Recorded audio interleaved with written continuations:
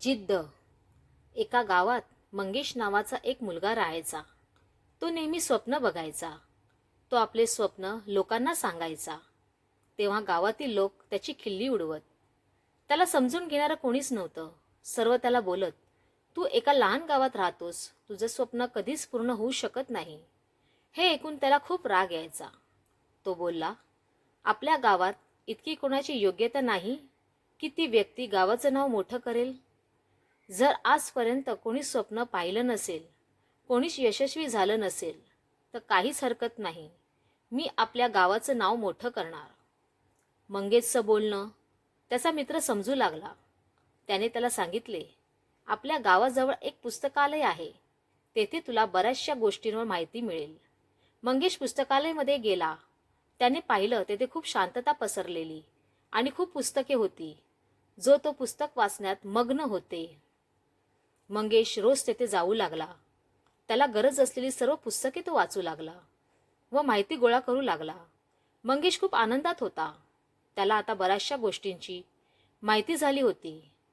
एके दिवशी पुस्तकालयामधून येताना त्याने पाहिले, काही मुलं त्याच्याकडे बघून हसत होती. त्याने विचारलं, तुम्ही का हसत आहात? ते म्हणाले, दादा, तुम्ही स्वप्न पूर्ण करण्यास इतके लांब जाता आणि तुम्ही थकतही नाही. आम्ही पण मोठे झाल्यावर तुम्ही जाता त्या ठिकाणी जाऊ, खूप ज्ञान प्राप्त करू व आमचे स्वप्न पूर्ण करू. बघा, तुम्ही सुद्धा खूप प्रगती कराल. मंगेश हसला व म्हणाला, हो, मी नक्कीच माझं स्वप्न पूर्ण करणार. पण तुम्हाला माहीत आहे माझं काय स्वप्न आहे? मुलं म्हणाली, नाही, आम्हाला काहीच माहीत नाही. मंगेश बोलला, मला आपलं गाव शहरासारखं बनवायचंय.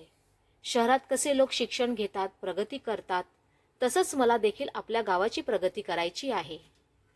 मुलांनी त्याला विचारले, पण हे कसं शक्य होईल? तो बोलला, जे काही मी पुस्तकालयामध्ये शिकलो आहे ते मी तुम्हाला शिकवेन. तुम्हाला काय बनायचं आहे ते तुम्ही मला सांगा. मुलांनी आपापल्या स्वप्नाबद्दल मंगेशला सांगितले. आता मंगेश जेव्हा पुस्तकालयामध्ये जायचा तेव्हा तो प्रत्येक मुलांच्या गरजेची माहिती नोट करायचा आणि गावातील मुलांना सांगायचा. मंगेश आता स्वतःसाठीच नाही तर गावातील मुलांसाठी सुद्धा मेहनत घ्यायचा. काही वर्षानंतर मंगेशने आपले स्वप्न पूर्ण केले व मुलांचेही स्वप्न पूर्ण केले. त्याच्या मित्रांनी त्याला विचारले, तुला तर लेखक बनायचं होतं, तर मग ह्या मुलांच्या मागे तू तुझा वेळ फुकट का घालवलास? मंगेश म्हणाला, तुला समजलं नाही. माझं स्वप्न होतं एक लेखक बनून गावाचं नाव मोठं करायचं आणि मी माझ्या स्वप्नाबद्दल गावात सर्वांना सांगितलं होतं. ह्यावर सर्वांनी बोलून दाखवलं. तू तर छोट्याशा गावातील आहेस. तुझं स्वप्न कसं पूर्ण होणार? आता बघच, या गावातील मुले उच्च शिक्षण घेऊन आपल्या गावाचं नाव मोठं करणार. मग तेव्हा बघ, ही मुले भरघोस यश प्राप्त करतील आणि त्यांची यशोगाथा मी लिहून काढणार. अशा प्रकारे मी लेखक बनणार व माझं स्वप्न पूर्ण करणार. बोध. या कथेतून आपणास हे शिकण्यास मिळालं की आयुष्यात कधी आपल्याला प्रगतीसाठी मार्ग मिळाला नाही तर तो मार्ग आपणच निर्माण करायला हवा, कारण तेच लोक प्रगतीपथावर जातात जे कधी हार मानत नाहीत.